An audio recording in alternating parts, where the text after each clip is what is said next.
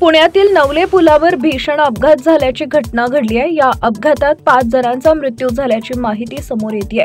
यासोबतच हा अपघात होऊन 2 ते 3 वाहनांनी पेट घेतल्याची धक्कादायक घटना घडली। या दुर्घटनेत 20 जण जखमी झाल्याचं समजते आहे। अपघातातील जखमींना जवळील रुग्णालयात दाखल करण्यात आले असून त्यांची प्रकृती स्थिर असल्याचं समजतंय। मात्र मृतांचा आकडा वाढण्याची भीती आहे। नवले ब्रिजवर सातत्यानं अपघाताच्या घटना घडतात।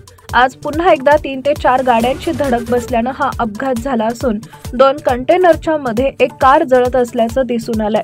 या कारमधून एक कुटुंब प्रवास करत होतं अशी ही प्राथमिक माहिती आहे। दरम्यान अपघाताच्या घटनेनंतर अग्निशमक दल व पोलीस घटनास्थळी दाखल झाले, तर काही काळासाठी नवले पुलासह रस्त्यावरची वाहतूक थांबवण्यात आली आहे। आगीवर नियंत्रण मिळवण्यात यश आलं असून सध्या मदत व बचाव कार्य सुरू आहे।